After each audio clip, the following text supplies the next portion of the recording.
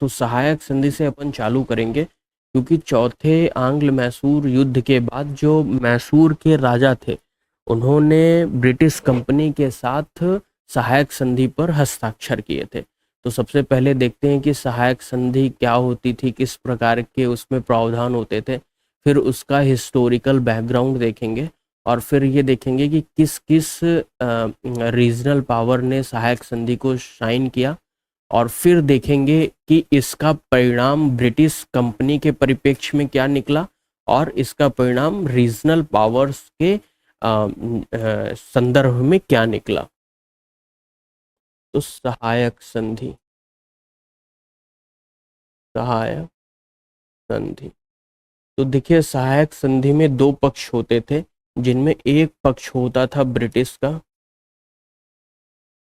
और जो दूसरा पक्ष होता था वो क्षेत्रीय शक्ति उसमें होती थी। तो अगर कोई क्षेत्रीय शक्ति सहायक संधि पर हस्ताक्षर करती थी तो सबसे पहले उस क्षेत्रीय शक्ति को ये मानना होता था कि जो ब्रिटिश फोर्स का एक रेजिमेंट है वो क्षेत्रीय शक्ति के क्षेत्र में उसको रहने के लिए जगह दी जाएगी। तो एक ब्रिटिश रेजिमेंट रखा जाएगा और इस ब्रिटिश रेजिमेंट की जो मेंटेनेंस का खर्चा है वो उस क्षेत्र के राजा पर सौंपा गया, यानी खर्चा जो है वो भी उस राजा को देना होता था। तो इस प्रकार से जो क्षेत्रीय राजा था वो अपने ही खर्चे के आधार पर ब्रिटिश रेजिमेंट को अपने क्षेत्र में रखता था और यही ब्रिटिश रेजिमेंट उस क्षेत्रीय राजा की सुरक्षा का भी ध्यान रखते थे। दूसरा था कि वो क्षेत्रीय शासक दूसरे किसी यूरोपीय नागरिक को अपने साम्राज्य में नौकरी के लिए नहीं रखेगा, और यदि वो रखता है तो उसके लिए ब्रिटिश कंपनी की परमिशन पहले उसे लेनी होगी। अन्य यूरोपीय नागरिक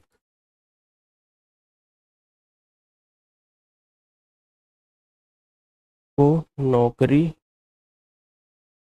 नहीं, और यदि उसको देनी ही है तो उसके पहले ये आवश्यक होगा कि ब्रिटिश कंपनी से वो पहले सहमति ले। इसके बाद जो तीसरा प्रावधान था वो था कि जो क्षेत्रीय शासक होगा वो अन्य किसी शक्ति से ना तो किसी प्रकार की चर्चा करेगा और ना ही वह उन शक्तियों से युद्ध को शुरू करेगा, और यदि दोनों चीजें उसे करनी ही है तो सबसे पहले उसे ब्रिटिश जो कंपनी है उसको परमिशन लेनी पड़ेगी।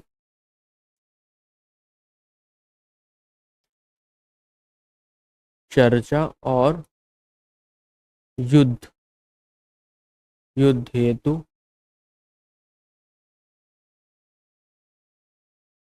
अनुमति।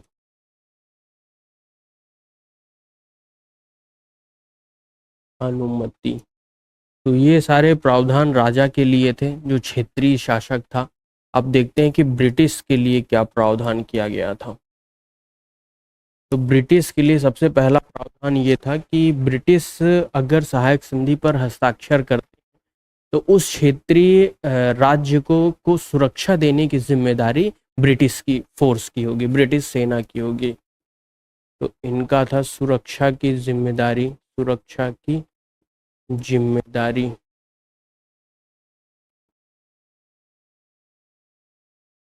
जिम्मेदारी। इसके अलावा था कि ब्रिटिश कंपनी उस क्षेत्रीय राज्य के आंतरिक मामलों में ब्रिटिश कंपनी का हस्तक्षेप नहीं होगा। आंतरिक मामलों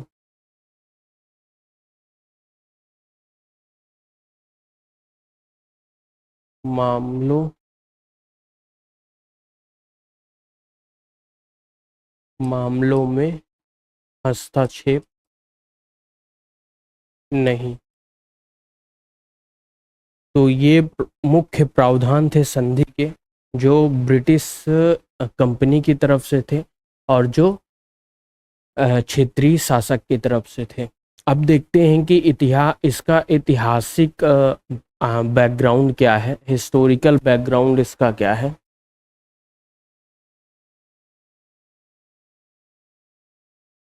ऐतिहासिक पृष्ठभूमि इसकी क्या है, पृष्ठभूमि। सबसे पहले इस सहायक संधि के एक रूप को अपनाया गया फ्रेंच गवर्नर डुप्ले के द्वारा।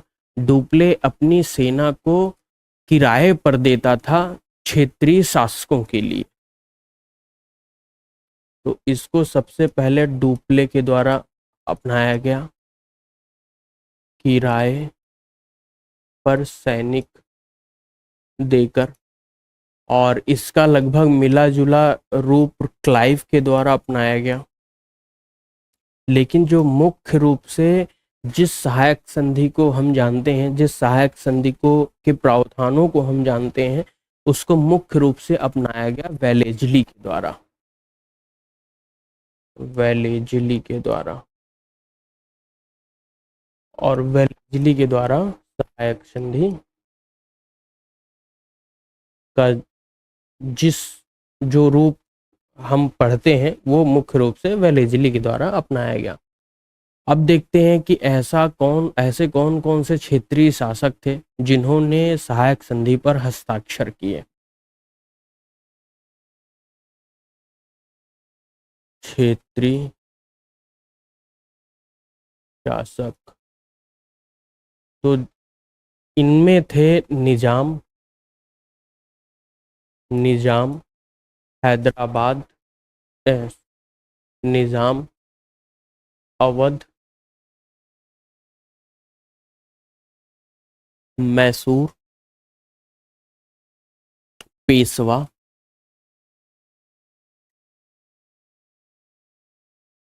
तंजौर इत्यादि।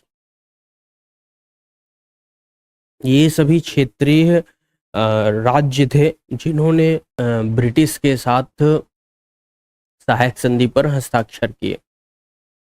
अब देखते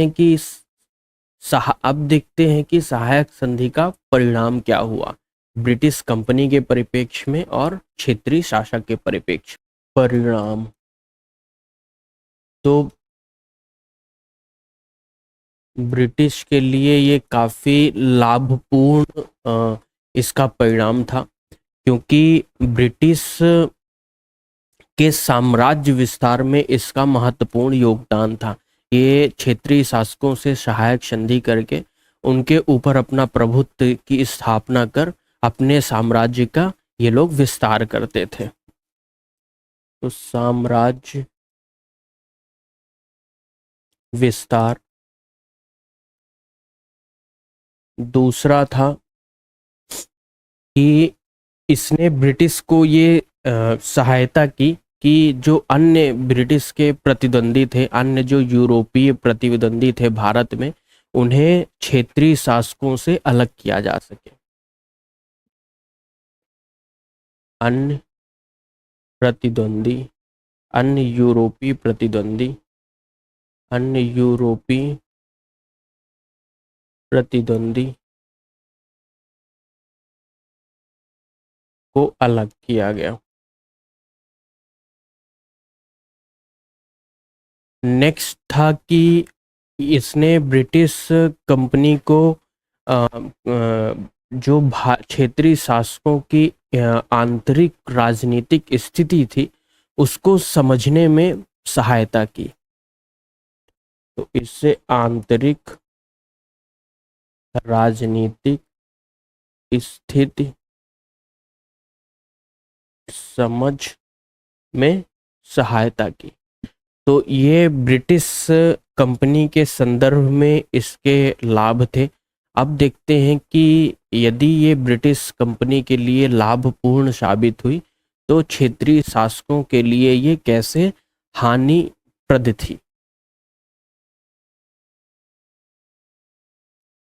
क्षेत्रीय शासक, तो सबसे पहले क्षेत्रीय शासक अपनी सुरक्षा के लिए ब्रिटिश कंपनी पर निर्भर हो गए, जिससे वो सुरक्षा के दृष्टिकोण से कमजोर हुए। सुरक्षा क्षमता के दृष्टिकोण से वो कमजोर हुए।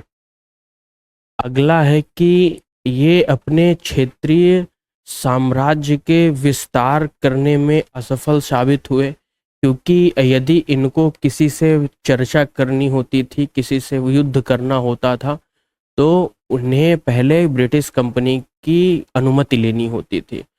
और क्योंकि ब्रिटिश कंपनी का प्रभाव क्षेत्र इन क्षेत्रीय शासकों पर था, तो ब्रिटिश कंपनी स्वयं अपना साम्राज्य का विस्तार करना चाहती थी, जिसके कारण ये अपने क्षेत्र के विस्तार करने में असहाय साबित हुए। साम्राज्य विस्तार